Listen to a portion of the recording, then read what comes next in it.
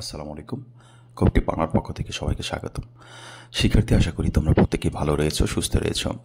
শিক্ষার্থীবৃন্দ, তোমরা যারা 2025 সালে এসএসসি পরীক্ষায় অংশগ্রহণ করলা, এছাড়া আরও 1 বছর আগে এসএসসি পরীক্ষা দিয়েছিলে, এখন তোমরা কারিগরি শিক্ষা বোর্ডের অধীনে ইঞ্জিনিয়ারিং করতে চাও, ডিপ্লোমা ইন ইঞ্জিনিয়ারিং করতে চাও। তো তোমরা জানো তোমাদের এবছর কারিগরি শিক্ষা বোর্ডের অধীন থেকে একটি নোটিশ প্রকাশ করা হয়েছে বা একটি সংবাদ প্রকাশ করা হয়েছে যে ডিপ্লোমা সরকারি পলিটেকনিক ইনস্টিটিউটে অ্যাডমিশন হতে হলে অ্যাডমিশন এক্সাম বা অ্যাডমিশন টেস্টে অংশগ্রহণ করতে হবে, ভর্তি পরীক্ষা দিতে হবে। তো শিক্ষার্থীবৃন্দ, বিভিন্ন মাধ্যমে বিভিন্ন রকম তথ্য পাচ্ছি যে পরীক্ষা কবে হবে, এই সেই।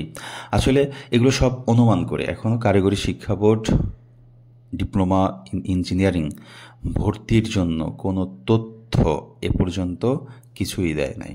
হ্যাঁ, আমরা যদি কারিগরি শিক্ষা বোর্ডের নোটিশগুলো দেখে আসি যে বিগত কয়েকদিনের ভিতরে কোনো নোটিশ ডিপ্লোমা ইন ইঞ্জিনিয়ারিং দিছে কি না, কোনো কিছু কিন্তু দেয় নাই।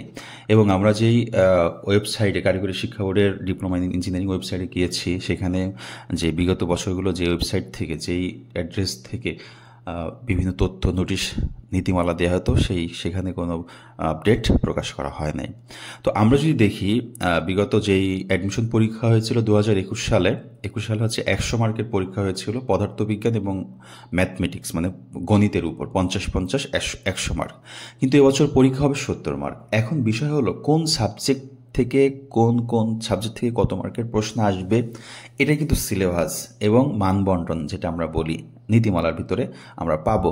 তো সেটা কিন্তু এখনও কারিগরি শিক্ষা বোর্ড প্রকাশ করে নাই। সেই ক্ষেত্রে আমি যদি না জেনে আন্দাজে বিভিন্ন দিকে পড়াশোনা করি বা সময় নষ্ট করি বা বিভিন্ন তথ্য নিয়ে ভুল তথ্য দিকে যাই বা ভয় পাই বিষয়গুলো যে না আমার এটা পারি না, আমি এটা পড়বো কীভাবে, সেক্ষেত্রে কিন্তু সমস্যা।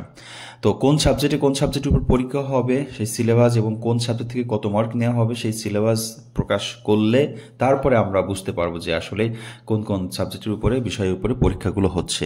হ্যাঁ, তবে আমরা যেটা জেনেছি পরীক্ষা হবে 70 মার্ক এবং 70 মার্কেই হবে হচ্ছে এমসিকিউ।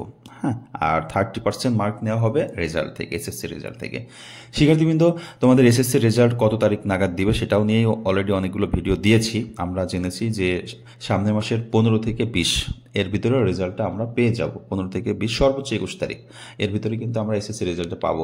তো এসএসসি রেজাল্ট দেওয়ার পরপরই হয়তো বা এরকম একটা নীতিমালা দিবে কারিগরি শিক্ষা বোর্ড ভর্তির, কোন পদ্ধতিতে ভর্তি হবে, কোন সাবজেক্টে ভর্তি হবে, এবং ভর্তির তারিখও কিন্তু একটা সম্ভাব্য তারিখ কারিগরি শিক্ষা বোর্ড দিয়ে দিবে। তখন আমরা বুঝতে পারবো যে আমাদের কীভাবে পড়াশোনা করা উচিত শিক্ষার্থীবৃন্দ। তাছাড়া তোমরা এখন যেটা পড়তে পারো, ম্যাথমেটিক্স, ফিজিক্স, এই দুটো সাবজেক্ট পড়তে পারো। এই দুটো সাবজেক্ট থাকবেই, সাথে ইংলিশটা নিতে পারো, ইংলিশটা থাকবে, এবং এবছর সাধারণ জ্ঞান অ্যাড করার সম্ভাবনা রয়েছে শিক্ষার্থীবৃন্দ। যাই হোক, তোমাদের যতটুকু ইনফরমেশন দিতে পারলাম মনে রাখবে এবং পড়াশোনা করো ইনশাল্লাহ।